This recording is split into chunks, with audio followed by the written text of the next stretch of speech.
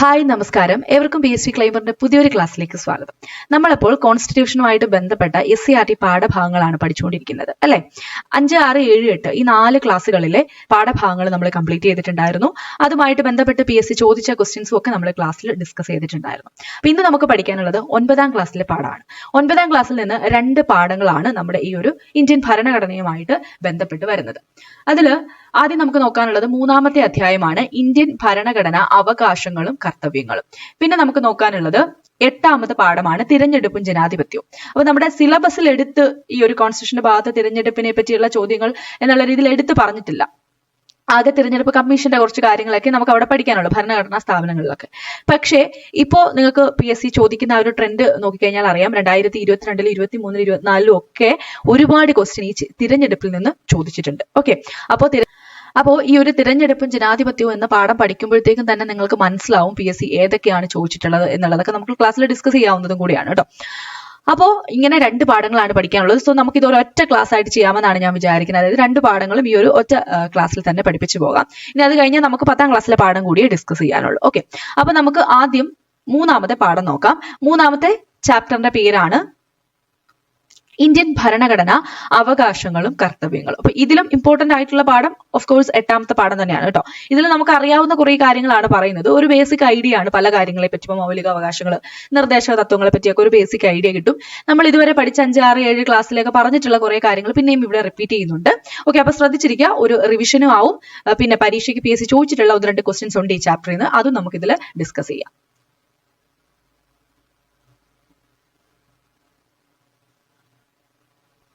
ആദ്യത്തെ കാര്യം നമുക്ക് അറിയാവുന്നത് തന്നെയാണ്. അതായത് നമ്മൾ പഠിച്ചിട്ടുണ്ട്, നമ്മുടെ ഇന്ത്യൻ ഭരണഘടനയുടെ ആമുഖം തുടങ്ങുന്നത് എങ്ങനെയാണ്? ഭാരതത്തിലെ ജനങ്ങളായ നാം എന്ന് പറഞ്ഞാണ്. അത് നമ്മൾ കഴിഞ്ഞൊരു ക്ലാസ്സിലും പറഞ്ഞിട്ടുണ്ടായിരുന്നു. അപ്പൊ അതൊന്നും അവിടെ നോട്ട് ചെയ്ത് വെച്ചേക്കുക. പിന്നെ നമുക്കിവിടെ പഠിക്കാനുള്ളത് നോക്കിക്കേ, ഇന്ത്യ ഒരു പരമാധികാര സ്ഥിതി സമത്വ മതേതര ജനാധിപത്യ റിപ്പബ്ലിക് ആയിരിക്കുമെന്ന് പ്രഖ്യാപിക്കുന്നു. അപ്പൊ എന്താണ്? ഇന്ത്യ ഒരു പരമാധികാര സ്ഥിതി സമത്വ മതേതര ജനാധിപത്യ റിപ്പബ്ലിക് ആണ് എന്നുള്ള കാര്യം ഓർത്തേക്കാം. ഇതിൽ 42ാം ഭേദഗതിയോടുകൂടി ഏതൊക്കെ വാക്കുകളാണ് കൂട്ടിച്ചേർത്തത് എന്നുള്ളതൊക്കെ നമ്മൾ കഴിഞ്ഞ ക്ലാസ്സിൽ ഡിസ്കസ് ചെയ്തതാണ് കേട്ടോ. ഇനി അടുത്തായിട്ട് നമുക്ക് ഇവിടെ നോക്കാനുള്ളത് മൗലിക അവകാശങ്ങളെ പറ്റിയാണ്. നോക്കാം. ജനാധിപത്യ സമൂഹത്തിന്റെ അഭിവാജ്യ ഘടകമായ അവകാശങ്ങൾ ഇന്ത്യ ഉറപ്പു നൽകുന്നുണ്ട്. ഇവയിൽ ഏറ്റവും അനിവാര്യമായവ മൗലിക അവകാശങ്ങൾ എന്ന പേരിൽ നമ്മുടെ ഭരണഘടനയുടെ 3ാം ഭാഗത്തിൽ ഉൾപ്പെടുത്തിയിരിക്കുന്നു. പ്രീവിയസ് ഇയർ ക്വസ്റ്റ്യൻ ആണ്. മൗലിക അവകാശങ്ങൾ ഉൾപ്പെടുത്തിയിട്ടുള്ളത് ഭരണഘടനയുടെ എത്രാം ഭാഗത്തിലാണ്? 3ാം ഭാഗത്തിലാണ്. ഇനി എന്തുകൊണ്ടാണ് ചില അവകാശങ്ങൾ മൗലിക അവകാശങ്ങൾ എന്നറിയപ്പെടുന്നത്? ഇതിലെ കാര്യങ്ങളും സ്റ്റേറ്റ്മെന്റ് രീതിയിലുള്ള ചോദ്യങ്ങളിൽ ചോദിച്ചിട്ടുണ്ട്. നോക്കിക്കേ, വ്യക്തിക്ക് ഒരു കാരണവശാലും നിഷേധിക്കപ്പെടാൻ പാടില്ലാത്ത അവകാശങ്ങളാണ് മൗലിക അവകാശങ്ങൾ. അപ്പൊ മൗലിക അവകാശങ്ങൾ എന്ന് പറഞ്ഞാൽ എന്താണ്?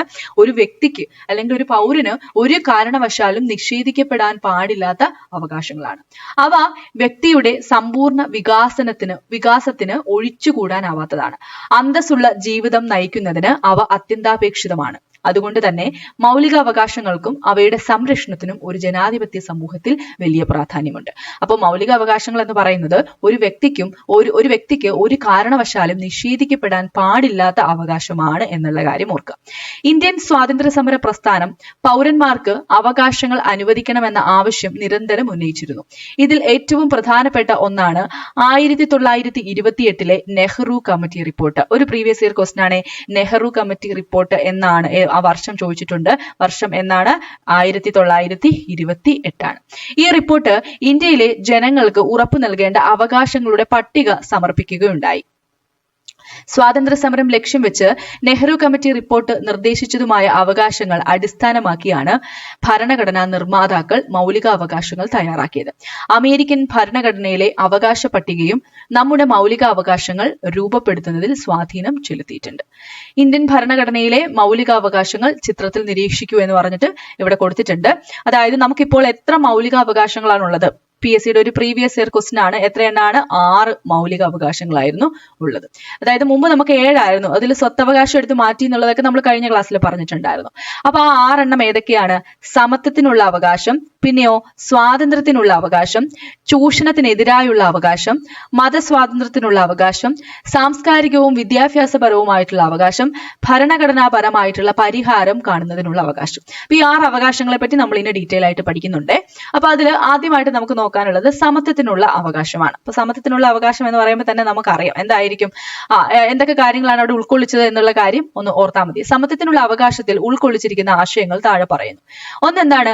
നിയമത്തിന് മുന്നിൽ സമത്വം ഉറപ്പാക്കൽ. നമ്മൾ ഇതുമൊക്കെ ആയിട്ട് റിലേറ്റ് ചെയ്ത ആർട്ടിക്കിൾ കൂടി നിങ്ങൾ റാങ്ക് ഫയലിൽ നിന്ന് പഠിച്ചു വെച്ചു. അതായത് ആർട്ടിക്കിൾ 14 കേട്ടോ. അതായത് നിയമത്തിന് മുന്നിൽ എല്ലാവരും തുല്യരാണ് എന്നൊക്കെ പറയുന്നത് ആർട്ടിക്കിൾ 14. ഇനി ജാതി, മതം, വർഗം, ലിംഗം, ജനനസ്ഥലം എന്നിവയുടെ അടിസ്ഥാനത്തിലുള്ള വിവേചനം നിരോധിക്കൽ. ഇതും എന്താണ്? സമത്വത്തിനുള്ള അവകാശത്തിൽ വരുന്നതാണ്. പിന്നെയോ പൊതു നിയമനങ്ങളിൽ അവസര സമത്വം ഉറപ്പാക്കൽ, തൊട്ടുകൂടായ്മ നിർത്തലാക്കൽ, സ്ഥാനപ്പേരുകൾ നിർത്തലാക്കൽ. ഇതെല്ലാം എന്താണ്? സമത്വത്തിനുള്ള അവകാശങ്ങളിൽ ഉൾക്കൊള്ളിച്ചിരിക്കുന്ന ആശയങ്ങളാണ് എന്നുള്ള കാര്യം ഓർത്തു വെക്കുക. എന്തൊക്കെയാണ്? നിയമത്തിന് മുന്നിൽ സമത്വം ഉറപ്പാക്കൽ, ജാതി, മതം, വർഗം, ലിംഗം, ജനനസ്ഥലം എന്നിവയുടെ അടിസ്ഥാനത്തിലുള്ള വിവേചനം നിരോധിക്കൽ, പൊതു നിയമനങ്ങളിൽ അവസര സമത്വം ഉറപ്പാക്കൽ, തൊട്ടുകൂടായ്മ നിർത്തലാക്കൽ, സ്ഥാനപ്പേരുകൾ നിർത്തലാക്കൽ. ഇനി ഇവിടെ നോക്കിക്കേ, നിയമത്തിന് മുന്നിൽ സമത്വം. നിലവിലുള്ള നിയമവ്യവസ്ഥയ്ക്ക് മുന്നിൽ എല്ലാ പൗരന്മാരും സമന്മാരാണ് എന്നാണ് നിയമത്തിന് മുന്നിൽ സമത്വം എന്നതുകൊണ്ട് ഉദ്ദേശിക്കുന്നത്. ഒരു വ്യക്തിയുടെ ഔദ്യോഗിക പദവിയോ അധികാരങ്ങളോ എന്തു തന്നെയായാലും അയാൾ നിയമവ്യവസ്ഥയ്ക്ക് അതീതനല്ല. അതായത് നിയമത്തിന് മുന്നിൽ എന്താണ്? എല്ലാവരും ഈക്വൽ ആണ് അല്ലെ. അത് അദ്ദേഹത്തിന് എന്തൊക്കെ പദവികളുണ്ട് അല്ലെങ്കിൽ അദ്ദേഹത്തിന് മറ്റ് അധികാരങ്ങളുണ്ട് എന്ന് പറഞ്ഞാലും എന്താണ്? നിയമത്തിന് മുന്നിൽ എല്ലാവരും തുല്യരാണ് എന്നതാണ് നിയമത്തിന് മുന്നിലുള്ള സമത്വം എന്നതുകൊണ്ട് അർത്ഥമാക്കുന്നത്. അടുത്തത് സ്ഥാനപ്പേരുകൾ നിർത്തലാക്കൽ എന്ന് പറഞ്ഞാൽ എന്താ ഉദ്ദേശിക്കുന്നത്? ബ്രിട്ടീഷ് ഭരണകാലത്ത് അവരുടെ താല്പര്യങ്ങൾ സംരക്ഷിക്കാൻ സഹായിക്കുന്ന ഇന്ത്യക്കാരായ ഉദ്യോഗസ്ഥർക്ക് സ്ഥാനപ്പേരുകളും പദവികളും നൽകിയിരുന്നു. സാമ്രാജ്യത്വ താല്പര്യം സംരക്ഷിക്കുന്നതിനു വേണ്ടി ഇത്തരം പദവികൾ ദുരുപയോഗം ചെയ്യുന്നതിനെ ഇന്ത്യൻ ദേശീയ പ്രസ്ഥാനം എതിർത്തിരുന്നു. ഇത്തരം സ്ഥാനപ്പേരുകൾ അസമത്വത്തിന് കാരണമാവുന്നതിനാൽ ഇന്ത്യൻ ഭരണഘടനാ സ്ഥാനപ്പേരുകളും നിർത്തലാക്കി. ഇനി ഇവിടെ ഒരു പ്രീവിയസ് ഇയർ ഉണ്ട്, അതായത് ക്വസ്റ്റ്യൻ ചോദിച്ചിട്ടുള്ള ഒരു കാര്യമാണ് തൊട്ടുകൂടായ്മ നിരോധന നിയമം വന്നത് ഏത് വർഷമാണ്? ഇത് ജസ്റ്റ് PSCയുടെ ഒരു ക്വസ്റ്റ്യൻ പോലെ കുറച്ച് കാര്യങ്ങൾ പറയുന്നതിൽ പറയുന്നത്. അപ്പൊ അതൊന്ന് ഓർത്ത് വെച്ചേക്ക്. 1955 എന്ത് തൊട്ടുകൂടായ്മ നിരോധന നിയമം വരുന്നത് എന്നാണ് 1955. അടുത്ത നമുക്ക് രണ്ടാമതായിട്ടുള്ള സ്വാതന്ത്ര്യത്തിനുള്ള അവകാശത്തിനെ പറ്റി പറയാം. നോക്കിക്കേ, ഭരണഘടനാ ശില്പിയായ ഡോക്ടർ അംബേദ്കർ ജനങ്ങളെ അഭിസംബോധന ചെയ്യുന്നതിന്റെയും പ്രസംഗം കേൾക്കുന്നതിനായി ജനങ്ങൾ സമാധാനപരമായി സമ്മേളിച്ചിരിക്കുന്നതിന്റെയും ചിത്രമാണ് കൊടുത്തിട്ടുള്ളത്. ഇവ രണ്ടും ഇന്ത്യൻ ഭരണഘടന ഉറപ്പു നൽകുന്ന സ്വാതന്ത്ര്യങ്ങളുമായി ബന്ധപ്പെട്ടതാണ്. അപ്പൊ ഇവിടെ നമുക്ക് ഓർത്തു വെക്കേണ്ട പോയിന്റ് ഇതേ ഉള്ളൂ. ഇന്ത്യൻ ഭരണഘടനയുടെ ശില്പി ആരാണ്? ഡോക്ടർ അംബേദ്കർ ആണ്. ആ കാര്യം മാത്രം അവിടെ ഓർത്തു വെക്കുക. ഇനി ഇത്തരത്തില് നമ്മൾ പറഞ്ഞു ഇവരെന്താണ്? സമാധാനപരമായിട്ട് ഒത്തുകൂടിയൊക്കെയാണ് എന്ത് ചെയ്യുന്നത്? ഈ ഒരു പ്രസംഗം കേൾക്കാനൊക്കെ വന്നിരിക്കുന്നത്. അപ്പൊ ഇതെന്താണ്? ഇത് സ്വാതന്ത്ര്യത്തിനുള്ള ഒരു അവകാശമാണ്. അപ്പൊ എന്തൊക്കെയാണ് അതിന്റെ അകത്ത് ഉൾപ്പെടുന്നത്? സംസാരത്തിനും ആശയപ്രകടനത്തിനുമുള്ള സ്വാതന്ത്ര്യം നമുക്കുണ്ട്. അതേപോലെ ആയുധങ്ങൾ കൂടാതെ സമാധാനപരമായിട്ട് സമ്മേളിക്കാനുള്ള സ്വാതന്ത്ര്യമുണ്ട്. പിന്നെയോ സംഘടനകൾ രൂപീകരിക്കാനുള്ള സ്വാതന്ത്ര്യമുണ്ട്. അതേപോലെ ഇന്ത്യയിൽ എവിടെയും സഞ്ചരിക്കാനുള്ള സ്വാതന്ത്ര്യമുണ്ട്. പിന്നെ ഇന്ത്യയിൽ എവിടെയും താമസിക്കാനുള്ള സ്വാതന്ത്ര്യമുണ്ട്. ഏത് തൊഴിലിലും വ്യാപാര വാണിജ്യ പ്രവർത്തനങ്ങളിലും ഏർപ്പെടുന്നതിനുള്ള സ്വാതന്ത്ര്യമുണ്ട്. പിന്നെയോ ജീവനും വ്യക്തി സ്വാതന്ത്ര്യത്തിനുമുള്ള സംരക്ഷണത്തിനുള്ള സ്വാതന്ത്ര്യമുണ്ട്. അതേപോലെ 6 മുതൽ 14 വയസ്സ് വരെയുള്ള എല്ലാ കുട്ടികൾക്കും നിർബന്ധിതവും സൗജന്യവുമായ വിദ്യാഭ്യാസത്തിനുള്ള അവകാശമുണ്ട്. അന്യായമായിട്ടുള്ള അറസ്റ്റിനും തടങ്കലിനും എതിരായ സംരക്ഷണം നൽകാൻ ഉള്ള ആ ഒരു സ്വാതന്ത്ര്യമുണ്ട്. അപ്പം ഇത്രയൊക്കെയാണ് സ്വാതന്ത്ര്യത്തിനുള്ള അവകാശങ്ങളിൽ വരുന്നത്. അപ്പോൾ ഇത് ശരിക്കും പറഞ്ഞാൽ അത് നിങ്ങൾ ആർട്ടിക്കിളുമായിട്ട് തന്നെ പഠിച്ചിരിക്കുന്നത്, ഏത് അനുച്ഛേദമാണ് ഇതുമായിട്ട് ബന്ധപ്പെട്ടത് എന്നുള്ള രീതിയിൽ തന്നെ പഠിച്ചു വെക്കുന്നതാണ്. റാങ്ക് ഫയൽ നോക്കി അത്തരത്തിൽ പഠിച്ചു വെക്കുന്നത് തന്നെയാണ് നല്ലത്. വെറുതെ ഇങ്ങനെ വായിച്ചു വിട്ടിട്ട് കാര്യമില്ല. അങ്ങനെ വായിച്ചതിൽ നിന്ന് അങ്ങനെയൊന്നും ചോദിക്കാറില്ല. ഏത് ആർട്ടിക്കിളാണ് ഇതുമായിട്ട് ബന്ധപ്പെട്ടത് എന്നുള്ളതാണ് ചോദിക്കാറുള്ളത്. ഓക്കെ, അടുത്തത് ജീവന്റെയും വ്യക്തി സ്വാതന്ത്ര്യത്തിന്റെയും സംരക്ഷണത്തിനെ പറ്റി പറയുവാണേ. ഭരണഘടന അനുസരിച്ച് നിയമാനുസൃത നടപടിയിലൂടെ അല്ലാതെ ഒരു വ്യക്തിയുടെ ജീവനോ സ്വാതന്ത്ര്യമോ ഹനിക്കപ്പെടരുത്. ഈ അവകാശം അടിയന്തരാവസ്ഥ കാലത്ത് പോലും നിഷേധിക്കാൻ പാടില്ല. ഭരണാധികാരികളുടെ ഏകാധിപത്യ പ്രവണതകളെ തടയാൻ ഈ അവകാശം ജനങ്ങളെ സഹായിക്കുന്നു. ഇനി അടുത്ത് നമ്മൾ പറയാൻ പോകുന്നത് ചൂഷണത്തിനെതിരായുള്ള അവകാശമാണ്. നമ്മുടെ മൗലിക അവകാശങ്ങളിൽ വരുന്ന മറ്റൊന്നാണ് ചൂഷണത്തിനെതിരായിട്ടുള്ള അവകാശങ്ങൾ. നോക്കിക്കേ, ബാലവേല ഉൾപ്പെടെ പലതരത്തിലുള്ള ചൂഷണങ്ങളും ഇന്ത്യയിൽ നിലനിൽക്കുന്നുണ്ട്. അടിമത്തത്തിന് സമാനമായ സാമ്പത്തിക ചൂഷണങ്ങൾ നമുക്ക് ചുറ്റും കാണാൻ കഴിയും. ഇത്തരത്തിലുള്ള ചൂഷണങ്ങൾ നിരോധിക്കുന്നതിനും അന്തസ്സുള്ള ജീവിതം നയിക്കാൻ പ്രാപ്തമാക്കുന്നതിനും വേണ്ടിയുള്ള അവകാശമാണ് ചൂഷണത്തിനെതിരെയുള്ള അവകാശം. അത് ഏതൊക്കെയാണെന്ന് നോക്കിക്കേ. നിർബന്ധിത തൊഴിൽ, മനുഷ്യ കച്ചവടം എന്നിവ നിരോധിച്ചിരിക്കുന്നു. പിന്നെയോ വ്യവസായശാലകളിലും മറ്റും അപകടകരമായ മേഖലകളിലും കുട്ടികളെ ജോലിക്ക് നിയോഗിക്കുന്നതും നിരോധിച്ചിരിക്കുന്നു. ഇതൊക്കെ എന്തിന്റെ കീഴിൽ വരുന്നതാണ്? ചൂഷണത്തിനെതിരായിട്ടുള്ള അവകാശത്തിന്റെ കീഴിൽ വരുന്നതാണ്. അടുത്ത് നമ്മൾ പറഞ്ഞു മറ്റൊരു മൗലിക അവകാശമാണ് എന്ത്? സ്വാതന്ത്ര്യത്തിനുള്ള അവകാശം. അപ്പൊ ഇവിടെ ജവഹർലാൽ നെഹ്റുവിന്റെ വാക്കുകളുണ്ട്, ഒന്ന് ശ്രദ്ധിച്ചോണേ. ധാരാളം മതങ്ങളുള്ള ഇന്ത്യയിലെ പോലെ ഒരു രാജ്യത്തെ ഗവൺമെന്റിന് ആധുനിക കാലഘട്ടത്തിൽ മതേതരത്വത്തിൽ അധിഷ്ഠിതമായല്ലാതെ പ്രവർത്തിക്കാൻ സാധ്യമല്ല. നമ്മുടെ ഭരണഘടന മതേതര സങ്കല്പത്തിൽ അധിഷ്ഠിതമായതും മതസ്വാതന്ത്ര്യം അനുവദിക്കുന്നതുമാണ്. ഇപ്രകാരം പറഞ്ഞത് ആരാണ്? ജവഹർലാൽ നെഹ്റുവാണ്. അപ്പൊ ജവഹർലാൽ നെഹ്റു എന്താ പറഞ്ഞത്? ധാരാളം മതങ്ങളുള്ള ഇന്ത്യയെ പോലെ ഒരു രാജ്യത്തെ ഗവൺമെന്റിന് ആധുനിക കാലഘട്ടത്തിൽ മതേതരത്വത്തിൽ അധിഷ്ഠിതമായ അല്ലാതെ പ്രവർത്തിക്കാൻ സാധ്യമല്ല. നമ്മുടെ ഭരണഘടന മതേതര സങ്കല്പത്തിൽ അധിഷ്ഠിതമായതും മതസ്വാതന്ത്ര്യം അനുവദിക്കുന്നതുമാണ്. ഇങ്ങനെ പറഞ്ഞത് ജവഹർലാൽ നെഹ്റുവാണ്. ഇനി അടുത്തൊരു പ്രീവിയസ് ഇയർ ക്വസ്റ്റ്യൻ 2024 ചോദിച്ചതാണ്. മതേതരത്വം എന്നതുകൊണ്ട് അർത്ഥമാക്കുന്നത് എന്താണ്? ഇന്ത്യക്ക് ഒരു ഔദ്യോഗിക മതമില്ല. അതായത് എന്താണ്? ഒരു മതത്തെയും ഇന്ത്യ പ്രോത്സാഹിപ്പിക്കുന്നില്ല. എന്നാൽ മതസ്വാതന്ത്ര്യം ഭരണഘടന ഉറപ്പു നൽകുന്നുണ്ട്. അപ്പൊ ഓർത്തു വെച്ചോണം, ഇന്ത്യക്ക് ഒരു ഔദ്യോഗിക മതമില്ല, ഒരു മതത്തെയും ഇന്ത്യ പ്രോത്സാഹിപ്പിക്കുന്നുമില്ല, എന്നാൽ മതസ്വാതന്ത്ര്യത്തിന് ഭരണഘടന ഉറപ്പു നൽകുന്നുണ്ട്. ഒന്നാമത്തേത്, സ്വതന്ത്രമായി ഏത് മതത്തിലും വിശ്വസിക്കുന്നതിനും ആചരിക്കുന്നതിനും പ്രചരിപ്പിക്കുന്നതിനുമുള്ള അവകാശം ഭരണഘടന നൽകുന്നുണ്ട്. പിന്നെയോ, മതവിഭാഗങ്ങൾക്ക് മത ജീവകാരുണ്യ സ്ഥാപനങ്ങൾ സ്ഥാപിക്കുന്നതിനും നോക്കി നടത്തുന്നതിനുമുള്ള സ്വാതന്ത്ര്യമുണ്ട്. അതേപോലെ ഏതെങ്കിലും പ്രത്യേക മതത്തിന്റെ പ്രോത്സാഹനത്തിനു വേണ്ടി നികുതികൾ കൊടുക്കാൻ നിർബന്ധിക്കുന്നതിനെതിരായിട്ടുള്ള അവകാശവും എന്താണ്? മത സ്വാതന്ത്ര്യത്തിൽ പെടുന്ന കാര്യങ്ങളാണ്. എന്നാൽ ഗവൺമെന്റ് നടത്തുന്നതോ ഗവൺമെന്റിന്റെ സഹായം സ്വീകരിക്കുന്നതോ ആയ വിദ്യാഭ്യാസ സ്ഥാപനങ്ങളിൽ മതബോധം നടത്താനോ മതാചാരങ്ങൾ നിർബന്ധമാക്കാനോ പാടുള്ളതല്ല. അപ്പോ ആ കാര്യം കൂടി ഒന്ന് നോട്ട് ചെയ്ത് വെച്ചേക്കുക. അതായത് എന്താണ്, മതവിഭാഗങ്ങൾക്ക് വിദ്യാഭ്യാസ സ്ഥാപനങ്ങളൊക്കെ തുടങ്ങാമെങ്കിലും അത് ഗവൺമെന്റ് നടത്തുന്നതോ അല്ലെങ്കിൽ ഗവൺമെന്റിന്റെ സഹായം സ്വീകരിക്കുന്നതോ ആയിട്ടുള്ള വിദ്യാഭ്യാസ സ്ഥാപനങ്ങളിൽ മതബോധനം നടത്താനോ മതാചാരങ്ങൾ നിർബന്ധമാക്കാനോ പാടുള്ളതല്ല. അടുത്തത്, സാംസ്കാരികവും വിദ്യാഭ്യാസപരവുമായിട്ടുള്ള അവകാശങ്ങൾ. അത് ഇവിടെ തൊട്ടൊന്ന് ജസ്റ്റ് വായിച്ചാൽ മതി. ന്യൂനപക്ഷ താല്പര്യ സംരക്ഷണത്തിന് നമ്മുടെ ഭരണഘടന മുഖ്യ പരിഗണന നൽകുന്നുണ്ട്.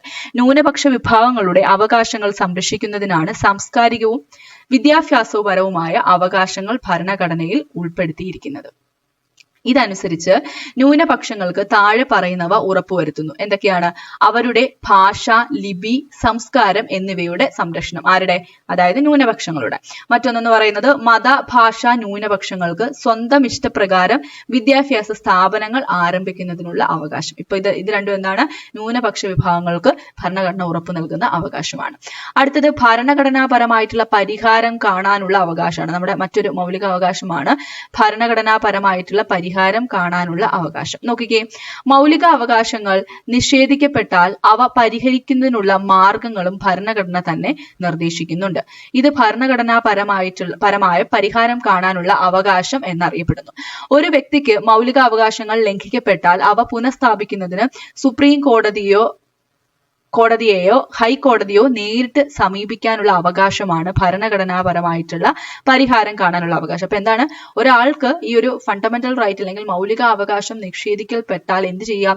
സുപ്രീം കോടതിയോ അല്ലെങ്കിൽ ഹൈക്കോടതിയോ നേരിട്ട് സമീപിക്കാനാവും. ഇതാണ് ഭരണഘടനാപരമായുള്ള പരിഹാരം കാണാനുള്ള അവകാശം എന്നതുകൊണ്ട് ഉദ്ദേശിക്കുന്നത്. ഓക്കെ, ഇപ്രകാരം മൗലിക അവകാശങ്ങൾ പുനഃസ്ഥാപിക്കാൻ വേണ്ടി കോടതികൾ പുറപ്പെടുവിക്കുന്ന ഉത്തരവുകൾ റിട്ട് എന്ന പേരിൽ അറിയപ്പെടുന്നു. അപ്പൊ റിട്ട് എന്താണ്? മൗലിക അവകാശങ്ങൾ പുനഃസ്ഥാപിക്കാൻ വേണ്ടി കോടതികൾ പുറപ്പെടുവിക്കുന്ന ഉത്തരവുകളെയാണ് എന്തെന്ന് വിളിക്കുന്നത്? റിട്ട് എന്ന് വിളിക്കുന്നത്. ഇനി ഭരണഘടനാപരമായ പരിഹാരം കാണാനുള്ള അവകാശത്തെക്കുറിച്ച് ഭരണഘടനാ ശില്പി ഡോക്ടർ BR അംബേദ്കർ പറഞ്ഞ വാക്കുകൾ ശ്രദ്ധിക്കുന്നുണ്ട്. ഇതും വളരെ ഇമ്പോർട്ടന്റ് ആണ്, ചോദിച്ചിട്ടുണ്ട്.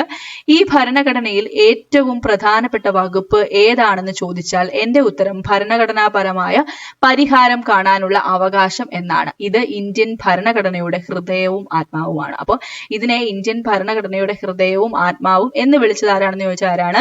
ഡോക്ടർ BR അംബേദ്കർ ആണ്. ഇനി അടുത്തത് റിട്ടുകളെ പറ്റി ഇവിടെ പറയുന്നത് നോക്കാം. മൗലിക അവകാശങ്ങളുടെ സംരക്ഷണത്തിനായിട്ട് 5 തരത്തിലുള്ള റിട്ടുകൾ പുറപ്പെടുവിക്കാൻ ആർക്കൊക്കെ പറ്റും?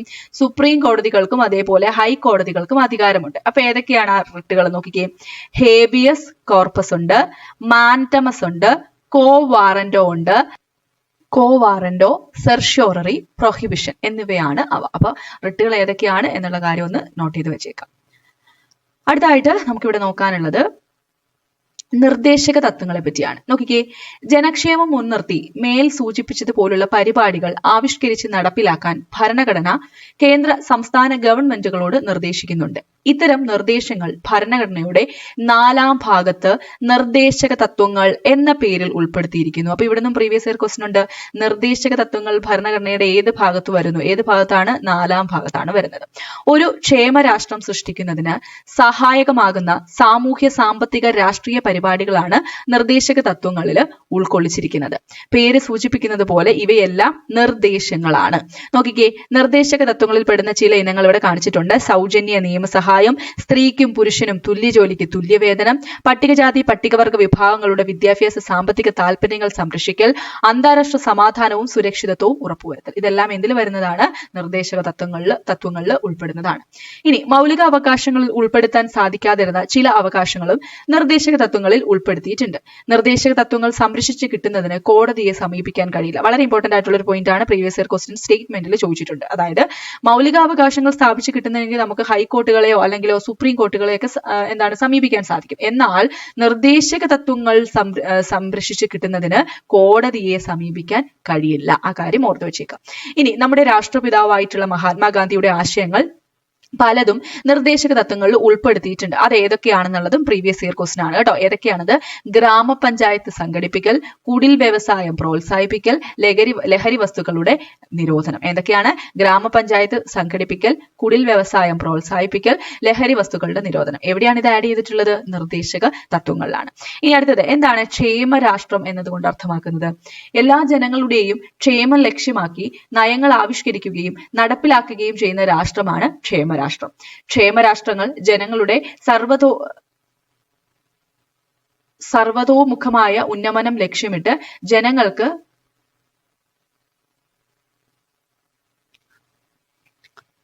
ക്ഷേമരാഷ്ട്രങ്ങൾ ജനങ്ങളുടെ സർവതോമുഖമായ ഉന്നമനങ്ങൾ ലക്ഷ്യമിട്ട് ജനങ്ങൾക്ക് സംരക്ഷണവും സേവനവും ലഭ്യമാക്കുന്നു. പൊതുവിഭവങ്ങളുടെ വിതരണം, വിദ്യാഭ്യാസം, പൊതുജനാരോഗ്യം എന്നിവ ഒരു ക്ഷേമരാഷ്ട്രം ഉറപ്പുവരുന്നു. അപ്പൊ അതൊക്കെ ജസ്റ്റ് വായിച്ചു വിട്ടാൽ മാത്രം മതി കേട്ടോ. അടുത്ത് നമുക്ക് മൗലിക കർത്തവ്യങ്ങളിലേക്ക് വരാം. ഇവിടെ പഠിക്കാനുള്ളത് ഈ ഒരു പാരഗ്രാഫിൽ ഉള്ള കാര്യങ്ങളാണ്. ഭരണഘടനയുടെ ഭാഗം 4A പ്രീവിയസ് ഇയർ ക്വസ്റ്റ്യൻ ആണ്. എന്താണ്? മൗലിക കർത്തവ്യങ്ങൾ ഉൾപ്പെടുത്തിയിട്ടുള്ള എവിടെയാണ്? 4A എന്നുള്ള കാര്യം ഓർക്കുക. 4A മൗലിക കർത്തവ്യങ്ങളെ കുറിച്ച് പ്രതിപാദിക്കുന്നത്. രാഷ്ട്രത്തിന്റെ ഐക്യവും അഖണ്ഡതയും കാത്തു സൂക്ഷിക്കുന്നതിന് പൗരന്മാർ രാഷ്ട്രത്തോട് ചില കടമകൾ നിറവേറ്റേണ്ടതുണ്ട്. ഈ കടമകളാണ് മൗലിക കർത്തവ്യങ്ങൾ എന്ന പേരിൽ അറിയപ്പെടുന്നത്. അപ്പോ രാഷ്ട്രത്തിന്റെ ഐക്യവും അഖണ്ഡതയും കാത്തു സൂക്ഷിക്കാൻ വേണ്ടി പൗരന്മാർ ചില കടമകൾ ചെയ്യണം. ഈ കടമകളെയാണ് മൗലിക കർത്തവ്യങ്ങൾ എന്ന പേരിൽ അറിയപ്പെടുന്നത്. രാഷ്ട്രം നമുക്ക് അവകാശങ്ങളും സംരക്ഷണവും പ്രദാനം ചെയ്യുമ്പോൾ തിരിച്ച് ഭരണഘടനയെ പരിപാലിക്കേണ്ടതും പൗരന്മാർക്കിടയിലെ സൗഹാർദ്ദം വളർത്തേണ്ടതും രാഷ്ട്രത്തിന്റെ നിലനിൽപ്പിന് സഹായകമാകേണ്ടതും നമ്മുടെ ചുമതലയാണ്. ഇപ്രകാരം മൗലിക കർത്തവ്യങ്ങൾ നിറവേറ്റുന്നതിലൂടെ ഒരു മെച്ചപ്പെട്ട സമൂഹം നിർമ്മിക്കാനും അതിന്റെ ഫലങ്ങൾ സമൂഹത്തിൽ എല്ലാവർക്കും ഉറപ്പുവരുത്താനും കഴിയും. ചുരുക്കത്തിൽ മൗലിക കർത്തവ്യങ്ങൾ ഓരോ വ്യക്തിയും അവരവരോട് തന്നെ കാണിക്കുന്ന ഉത്തരവാദിത്തമാണെന്ന് പറയാം. ഓക്കെ, അപ്പൊ അത്രയും കാര്യങ്ങൾ മാത്രമാണ് കേട്ടോ ഈ ഒരു ചാപ്റ്ററിൽ പഠിക്കാനുള്ളത്. വെറുതെ വായിച്ച് പോകാൻ മാത്രമുള്ള ഒരു ചാപ്റ്ററാണ്. പിന്നെ ഞാൻ ആ പറഞ്ഞ പ്രീവിയസ് ഇയർ ക്വസ്റ്റ്യൻസ് ഒക്കെ ഒന്ന് നോട്ട് ചെയ്യുക. അതിപ്പോ നിങ്ങൾ ഒരു റാങ്ക് ഫയൽ പഠിക്കുന്ന സമയത്ത് നിങ്ങൾക്ക് അത് കിട്ടും. അവിടെ കുറച്ചുകൂടെ ഡീറ്റെയിൽ ആയിട്ട് ഈ ഒരു പാഠത്തിൽ നിന്നുള്ള കാര്യങ്ങൾ മാത്രം പോരാ. അതായത് നമുക്കറിയാലോ നമ്മുടെ ആർട്ടിക്കിൾസ് വെച്ചിട്ട് PSC ഒരുപാട് ചോദ്യങ്ങൾ ചോദിക്കുന്നുണ്ട്. അപ്പൊ ആർട്ടിക്കിൾസിനെ പറ്റി ഇതിനകത്ത് കൃത്യമായിട്ട് പറയുന്നില്ല. സോ നിങ്ങൾ ആർട്ടിക്കിൾസ് എല്ലാം റാങ്ക് ഫയലോ അല്ലെങ്കിൽ മറ്റു സോഴ്സുകളൊക്കെ നോക്കി കൃത്യമായിട്ട് പഠിച്ചു വെച്ചേക്കുക. ഇനി അടുത്തായിട്ട് നമുക്ക് നോക്കാനുള്ളത് 9ാം ക്ലാസ്സിൽ തന്നെ വരുന്ന 8ാമത്തെ പാഠമാണ്. വളരെ ഇമ്പോർട്ടന്റ് ആയിട്ടുള്ള ഒരു പാഠമാണ് കേട്ടോ. ഇവിടെ ആദ്യം പറയുന്ന ഒരു പോയിന്റ് ഉണ്ട്. ഇന്ത്യയിലെ ആദ്യ വോട്ടറായ ശ്യാം സരൺ നെഗി വോട്ടർമാർക്ക് നൽകുന്ന സന്ദേശമാണ് മുകളിൽ കൊടുത്തേക്കുന്നത് എന്നുള്ള രീതി പറയുന്നുണ്ട്. അപ്പൊ ഇവിടെ നമ്മൾ ഓർത്തു വെക്കേണ്ട പോയിന്റ് ഇതാണ്. ഇന്ത്യയിലെ ആദ്യ വോട്ടർ ആരാണ്? ശ്യാം സരൺ നെഗിയാണ് എന്നുള്ള കാര്യം ഓർക്കുക. ഇനി ഇങ്ങോട്ടേക്ക് വരാം. ജനാധിപത്യത്തിൽ തിരഞ്ഞെടുപ്പിനുള്ള പ്രാധാന്യം പരിശോധിക്കുക. അപ്പം ഈ പോയിന്റുകൾ ഒന്ന് ഓർത്ത് വെച്ചോണേ, സ്റ്റേറ്റ്മെന്റ് രീതിയിലൊക്കെ ചോദിക്കാം.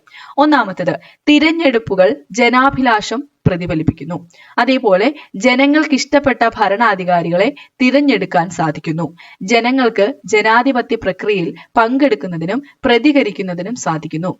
ഭരണാധികാരികൾ ജനാഭിലാഷം അറിഞ്ഞ് പ്രവർത്തിക്കുന്നതിന് തിരഞ്ഞെടുപ്പ് കാരണമാകുന്നു. അപ്പൊ ഇതൊക്കെയാണ് ഒരു ജനാധിപത്യ രാജ്യത്തിൽ തിരഞ്ഞെടുപ്പിനുള്ള പ്രാധാന്യം എന്ന് പറയുന്നത്. ഇനി തിരഞ്ഞെടുപ്പ് രീതികൾ ഇവിടെ തൊട്ട് വളരെ ഇമ്പോർട്ടന്റ് ആണ്. രണ്ട് രീതിയിലുണ്ട്. ഒന്നെന്താണ്, പ്രത്യക്ഷ തിരഞ്ഞെടുപ്പുണ്ട്, പരോക്ഷ തിരഞ്ഞെടുപ്പുണ്ട്. നമ്മൾ നികുതിയുടെ ഒക്കെ കേസിൽ പഠിച്ചല്ലേ, പ്രത്യക്ഷ നികുതികളുണ്ട്, പരോക്ഷ നികുതികളുണ്ട് എന്ന് പറഞ്ഞ പോലെ പ്രത്യക്ഷ തിരഞ്ഞെടുപ്പുണ്ട്, പരോക്ഷ തിരഞ്ഞെടുപ്പുണ്ട്. പ്രത്യക്ഷ തിരഞ്ഞെടുപ്പ് നടക്കുന്നത് ലോക്സഭ, സംസ്ഥാന നിയമസഭ, പ്രാദേശിക സ്വയംഭരണ സ്ഥാപനങ്ങൾ, തദ്ദേശീയ സ്വയംഭരണ സ്ഥാപനങ്ങളിലൊക്കെ നടക്കുന്നത് പ്രത്യക്ഷ തിരഞ്ഞെടുപ്പാണ്. ഇനി പരോക്ഷ തിരഞ്ഞെടുപ്പ് എവിടെയാണ് നടക്കുന്നത്? രാഷ്ട്രപതി, ഉപരാഷ്ട്രപതി, രാജ്യസഭ. അപ്പോൾ ലോക്സഭയിൽ ഏതാണ്? ലോക്സഭയിൽ പ്രത്യക്ഷ തിരഞ്ഞെടുപ്പാണ്. എന്നാൽ രാജ്യസഭയിൽ ഏതാണ്? രാജ്യസഭയിൽ പരോക്ഷ തിരഞ്ഞെടുപ്പാണ് എന്നോർത്തേക്കുക.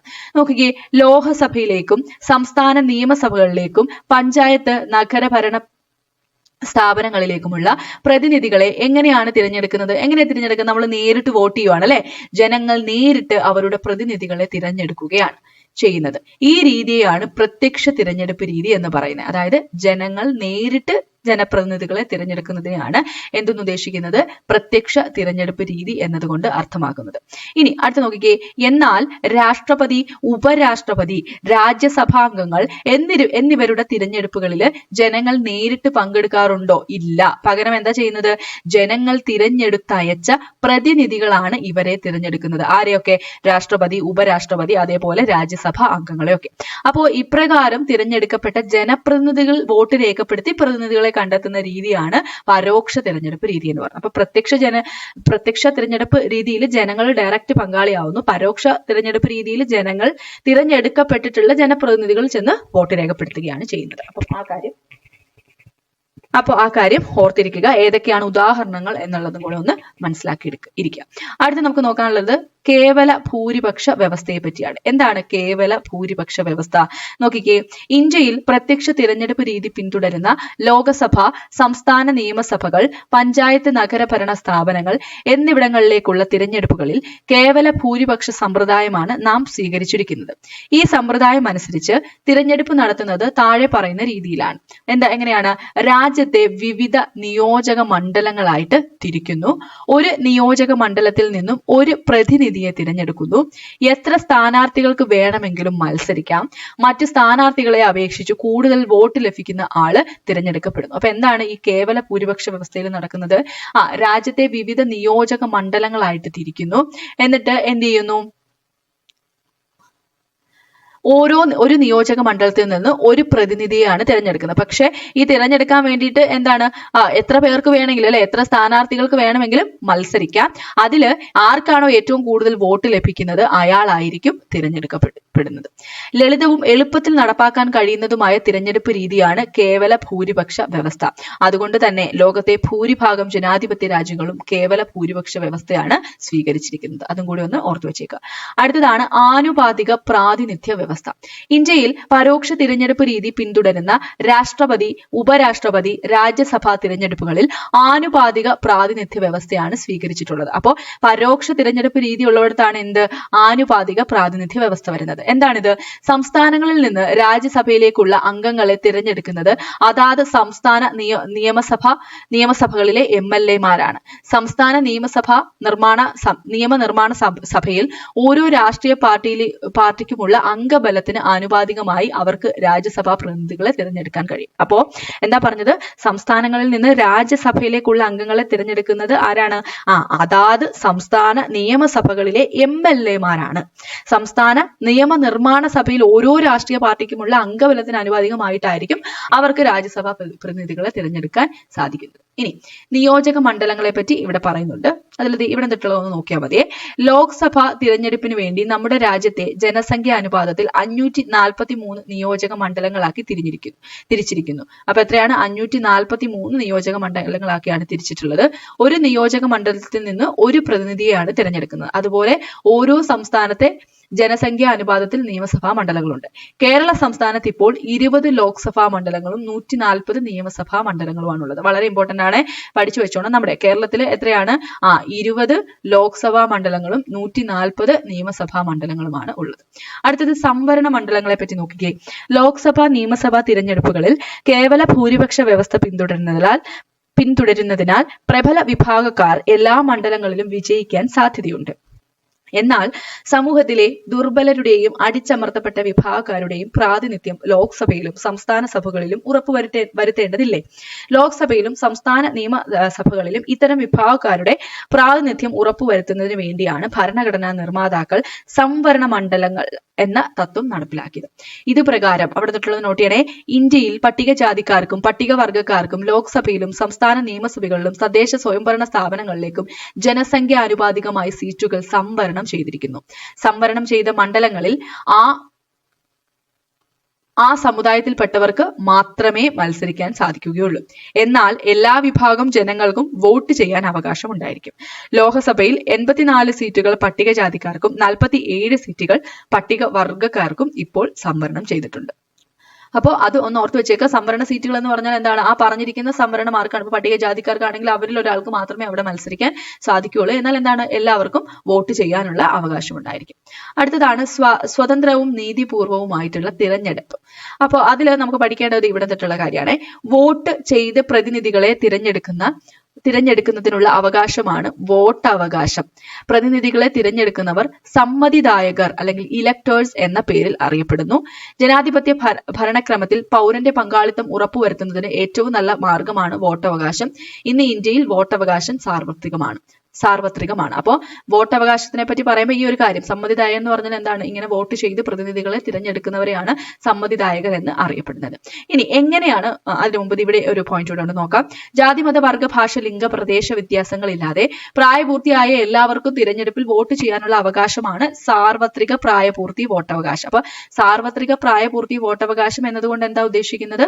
ജാതി മത വർഗ ഭാഷ ലിംഗ പ്രദേശ വ്യത്യാസങ്ങളൊന്നും ഇല്ലാതെ പ്രായപൂർത്തിയായ എല്ലാവർക്കും തിരഞ്ഞെടുപ്പിൽ വോട്ട് ചെയ്യാനുള്ള അവകാശത്തെയാണ് സാർവത്രിക പ്രായപൂർത്തി വോട്ടവകാശം എന്ന് പറയുന്നത്.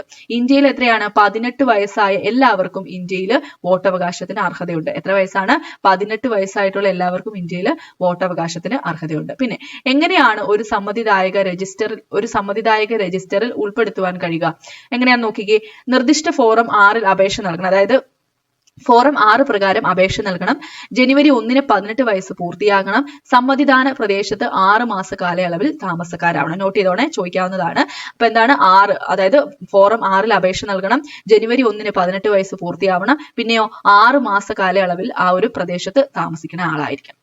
ഇനി അതേപോലെ ഇവിടെ സാർവത്രിക പ്രായപൂർത്തി വോട്ടവകാശത്തെ പറ്റി ഒരു കാര്യം പറയുന്നുണ്ട്. അതുകൂടെ ഒന്ന് നോട്ട് ചെയ്തേക്കുക. നോക്കാം. 1950 ജനുവരി 26 ഭരണഘടന നിലവിൽ വന്നതു മുതൽ സാർവത്രിക പ്രായപൂർത്തി വോട്ടവകാശം നിലവിൽ വന്നു. ഭരണഘടനാ അനുച്ഛേദം 326 ഇമ്പോർട്ടന്റ് ആണ്. എത്രയാണ്? 326 സാർവത്രിക പ്രായപൂർത്തി വോട്ടവകാശത്തെ പരാമർശിക്കുന്നു. 1989 വരെ വോട്ടവകാശത്തിനുള്ള പ്രായം എത്രയായിരുന്നു? 21 വയസ്സായിരുന്നു. 1989 61 ഭരണഘടനാ ഭേദഗതി പ്രകാരം ഈ 21 വയസ്സിൽ നിന്നും എത്രയാക്കി? അത് കുറച്ചു, 18 വയസ്സാക്കി കുറച്ചു. ഏത് ഭരണഘടനാ ഭേദഗതിയാണ്? 61 ഭരണഘടനാ ഭേദഗതിയാണ്. എന്നാണ് അത് നടന്നത്? 1989. അപ്പൊ ആ കാര്യം കൂടി അവിടെ ഓർത്തു വെച്ചേക്കുക. ഇനി നമുക്ക് പഠിക്കാനുള്ളത് വളരെ വളരെ ഇമ്പോർട്ടന്റ് ആണ്. പലതവണ പരീക്ഷകളിൽ ചോദിച്ചിട്ടുണ്ട്. തിരഞ്ഞെടുപ്പിൽ മത്സരിക്കാനുള്ള അവകാശം. അപ്പൊ അതിനെപ്പറ്റിയുള്ള അതിന്റെ പ്രായം എത്രയാണ് എന്നുള്ള കാര്യങ്ങളൊക്കെ പറയുന്നതാണ്. നോക്കിക്കോ.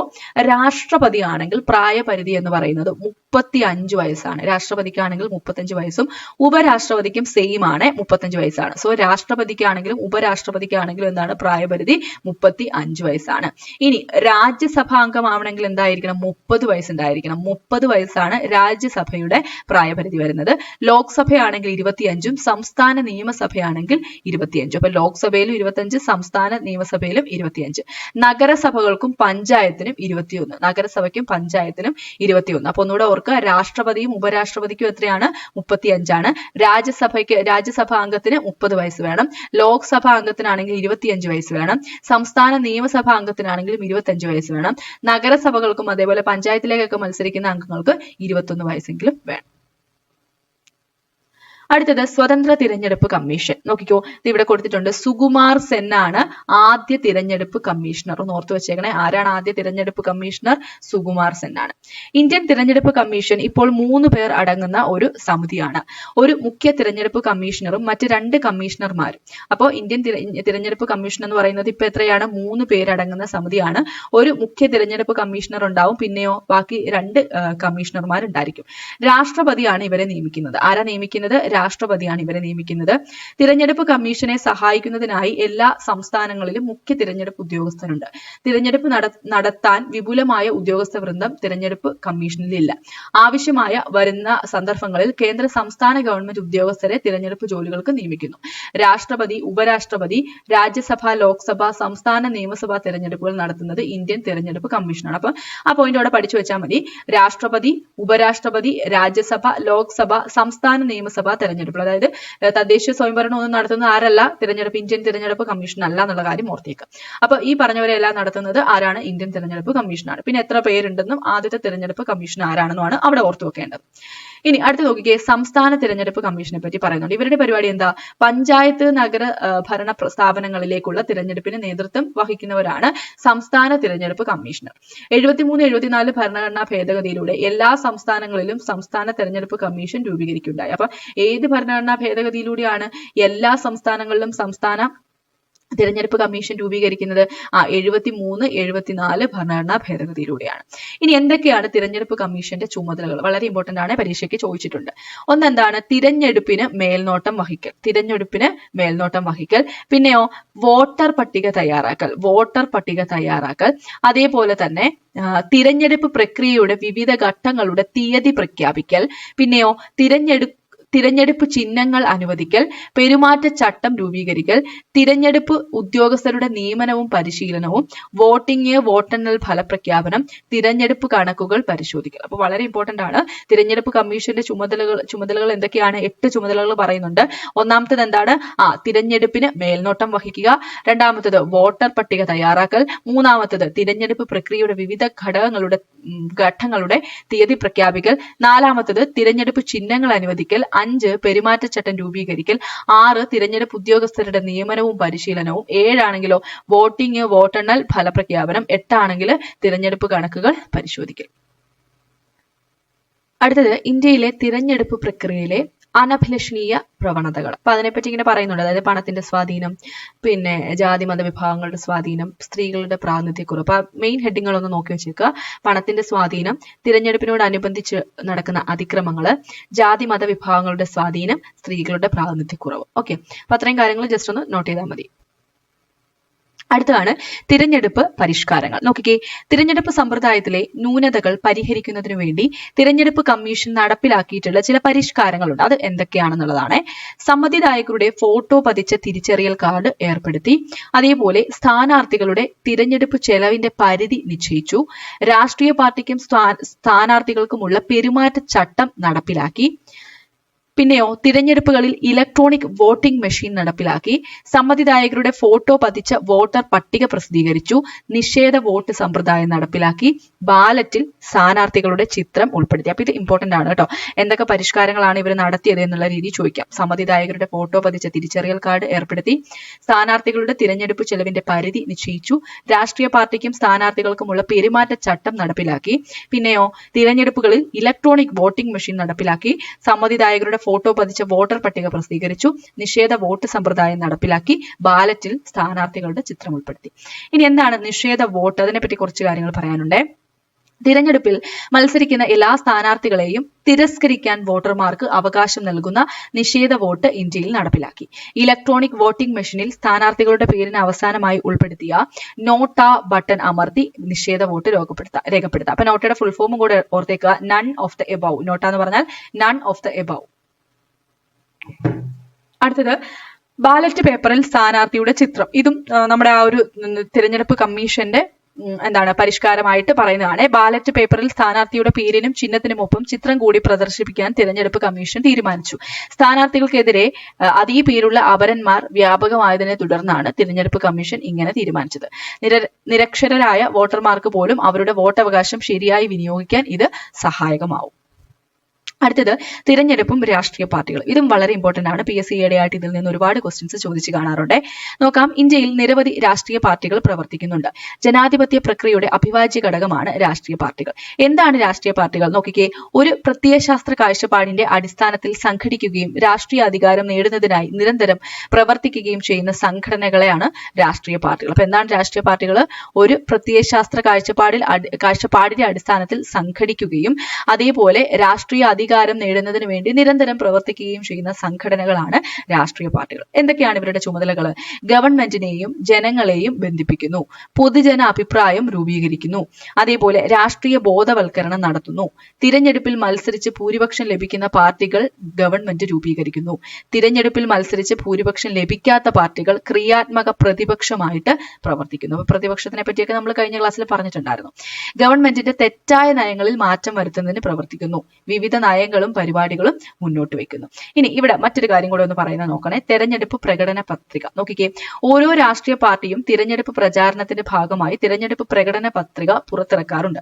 പാർട്ടിയുടെ പ്രാദേശിക, ദേശീയ, അന്തർദേശീയ വിഷയങ്ങളിലെ നിലപാടുകളും അധികാരത്തിൽ വന്നാൽ നടപ്പാക്കാൻ ഉദ്ദേശിക്കുന്ന പരിപാടികളും പദ്ധതികളും ഉൾപ്പെടുത്തിയ ലേഖയാണിത്. അപ്പൊ തിരഞ്ഞെടുപ്പ് പ്രകടന പത്രിക നമ്മൾ കണ്ടിട്ടുണ്ട്. ഇലക്ഷനുമായിട്ട് അനുബന്ധിച്ച് നമ്മുടെയൊക്കെ വീടുകളിലൊക്കെ കിട്ടാറുണ്ടല്ലോ, ഇവർ വോട്ട് ചോദിച്ചു വരുന്ന സമയത്തൊക്കെ. അപ്പൊ അതാണ് പറയുന്നത്. ഇനി അടുത്തതാണ്. നമ്മുടെ രാജ്യത്ത് പ്രവർത്തിച്ചുകൊണ്ടിരിക്കുന്ന എല്ലാ രാഷ്ട്രീയ പാർട്ടികളും തിരഞ്ഞെടുപ്പ് കമ്മീഷനിൽ രജിസ്റ്റർ ചെയ്യണം. ദേശീയ പാർട്ടികളും സംസ്ഥാന പ്രാദേശിക പാർട്ടികളും ഇന്ത്യയിൽ പ്രവർത്തിക്കുന്നുണ്ട്. ഒരു രാഷ്ട്രീയ പാർട്ടിയെ ദേശീയ പാർട്ടിയായോ സംസ്ഥാന പാർട്ടിയായോ അംഗീകരിക്കുന്നത് തിരഞ്ഞെടുപ്പ് കമ്മീഷൻ പ്രത്യേക മാനദണ്ഡങ്ങൾ നിശ്ചയിച്ചിട്ടുണ്ട്. അപ്പോൾ ഒരു രാഷ്ട്രീയ പാർട്ടിനെ ദേശീയ പാർട്ടിയായിട്ടോ അല്ലെങ്കിൽ സംസ്ഥാന പാർട്ടിയായിട്ടോ അംഗീകരിക്കുന്നതിന് തിരഞ്ഞെടുപ്പ് കമ്മീഷൻ ചില പ്രത്യേക മാനദണ്ഡങ്ങളൊക്കെ നിശ്ചയിച്ചിട്ടുണ്ട്. നോക്കിക്കേ. പൊതുവെ ദേശവ്യാപകമായി പ്രവർത്തിക്കുകയും ഒന്നിൽ കൂടുതൽ സംസ്ഥാനങ്ങളിൽ സ്വാധീനം ഉണ്ടാവുകയും ചെയ്യുന്നവയാണ് ദേശീയ പാർട്ടികൾ. അപ്പൊ ദേശീയ പാർട്ടികൾ എന്ന് പറഞ്ഞാൽ എന്താണ്? ദേശവ്യാപകമായി പ്രവർത്തിക്കുന്നതാണ്, ഒന്നിൽ കൂടുതൽ സംസ്ഥാനങ്ങളിൽ സ്വാധീനം ഉണ്ടായിരിക്കുന്നവരാണ്. എന്നാൽ ഒരു സംസ്ഥാനത്ത് മാത്രം സ്വാധീനമുള്ള രാഷ്ട്രീയ പാർട്ടികളാണ് സംസ്ഥാന പാർട്ടികൾ. ദേശീയ സംസ്ഥാന പാർട്ടികൾക്ക് നിശ്ചയിച്ച മാനദണ്ഡങ്ങൾ പാലിക്കാൻ സാധിക്കാത്ത ധാരാളം പാർട്ടികൾ നമ്മുടെ രാജ്യത്ത് പ്രവർത്തിക്കുന്നുണ്ട്. എന്നാൽ ഇവ തിരഞ്ഞെടുപ്പ് കമ്മീഷനിൽ രജിസ്റ്റർ ചെയ്ത പാർട്ടികളായതിനാൽ ഇവയെ രജിസ്റ്റേർഡ് പാർട്ടികൾ എന്ന് വിളിക്കുന്നു. അപ്പോൾ നമുക്ക് ഈ രാഷ്ട്രീയ പാർട്ടികളെ 3 രീതിയിൽ പറയാം. ദേശീയ പാർട്ടികളുണ്ട് അല്ലെ. അതായത് എങ്ങനെയാണ്? ഈ ദേശീയ പാർട്ടികൾ എന്ന് പറയുന്നത് സംസ്ഥാനങ്ങളിൽ, ഒന്നിൽ കൂടുതൽ സംസ്ഥാനങ്ങളിൽ സ്വാധീനമുള്ളവരായിരിക്കും. പിന്നെ നമ്മൾ പറഞ്ഞു സംസ്ഥാന പാർട്ടികൾ. അതെന്താണ്? ഒരു സംസ്ഥാനത്ത് മാത്രം സ്വാധീനമുള്ളതാണ്. പിന്നെ എന്താണ്? രജിസ്റ്റേർഡ് പാർട്ടികൾ. ഇവരിലൊന്നും ഉൾപ്പെടാതെ ഈ ഒരു തിരഞ്ഞെടുപ്പ് കമ്മീഷനിൽ രജിസ്റ്റർ ചെയ്തിട്ടുള്ള പാർട്ടികളാണ് രജിസ്റ്റേർഡ് പാർട്ടികൾ എന്ന് വിളിക്കുന്നത്. ഇനി ദേശീയ പാർട്ടികളെ പറ്റി ഇവിടെ പറയുന്നത് നോക്കിക്കേ. ഒരു രാഷ്ട്രീയ പാർട്ടിയെ ദേശീയ പാർട്ടിയായി അംഗീകരിക്കണമെങ്കിൽ ആ പാർട്ടി ലോക്സഭാ തിരഞ്ഞെടുപ്പിൽ പോൾ ചെയ്ത ആകെ വോട്ടിന്റെ 6% 4 അതിലധികമോ സംസ്ഥാനങ്ങളിൽ നിന്നായി നേടിയിരിക്കണം. കൂടാതെ 1 അതിലധികമോ സംസ്ഥാനങ്ങളിൽ നിന്നായി 4 ലോക്സഭാ സീറ്റും ലഭിച്ചിരിക്കണം. വളരെ ഇമ്പോർട്ടന്റ് ആണ്. സ്റ്റേറ്റ്മെന്റ് രീതിയിലുള്ള ക്വസ്റ്റ്യൻസിലൊക്കെ ചോദിച്ചിട്ടുണ്ട്. ഒരു PYQ ആണ്. അപ്പൊ എന്താ പറഞ്ഞിട്ടുള്ളത്? ഒരു രാഷ്ട്രീയ പാർട്ടിയെ ദേശീയ പാർട്ടിയായിട്ട് അംഗീകരിക്കണമെങ്കിൽ എന്താണ്? ആ പാർട്ടി ലോക്സഭാ തിരഞ്ഞെടുപ്പിൽ പോൾ ചെയ്ത ആകെ വോട്ടിന്റെ 6% എന്താണ്? 4 അതിലധികമോ 4+ അല്ലെങ്കിൽ 4+ അതിലധികമോ സംസ്ഥാനങ്ങളിൽ നിന്നായിട്ട് നേടിയിരിക്കണം. കൂടാതെ 1 അതിലധികമോ സംസ്ഥാനങ്ങളിൽ നിന്നായിട്ട് 4 ലോക്സഭാ സീറ്റും ലഭിച്ചിരിക്കണം. അപ്പം ടോട്ടൽ 4 ലോക്സഭാ സീറ്റ് ലഭിച്ചിരിക്കണം 1 അല്ലെങ്കിൽ അതിൽ കൂടുതലോ ആയിട്ടുള്ള സംസ്ഥാനങ്ങളിൽ നിന്ന്. ഓക്കെ. അടുത്തത് സംസ്ഥാന പാർട്ടികൾ. നോക്കിക്കേ. ഒരു പാർട്ടിയെ സംസ്ഥാന പാർട്ടിയായി പരിഗണിക്കണമെങ്കിൽ ആ പാർട്ടിക്ക് സംസ്ഥാന നിയമസഭാ തെരഞ്ഞെടുപ്പിൽ ആകെ പോൾ ചെയ്ത വോട്ടിന്റെ 6% വോട്ടും 2 സീറ്റും ലഭിച്ചിരിക്കണം. അപ്പോൾ ഒരു പാർട്ടിയെ സംസ്ഥാന പാർട്ടിയായി പരിഗണിക്കണമെങ്കിൽ ആ പാർട്ടിക്ക് സംസ്ഥാന നിയമസഭ, അത് ഓർത്തു വെക്കണേ, നിയമസഭാ തിരഞ്ഞെടുപ്പിൽ ആകെ പോൾ ചെയ്ത വോട്ടിന്റെ 6% വോട്ടും അതേപോലെ 2 സീറ്റും ലഭിച്ചിരിക്കണം. അപ്പൊ അത് വളരെ ഇമ്പോർട്ടന്റ് ആണ്. രണ്ടും മാറിപ്പോവാതെ പഠിച്ചു വെച്ചേക്കുക.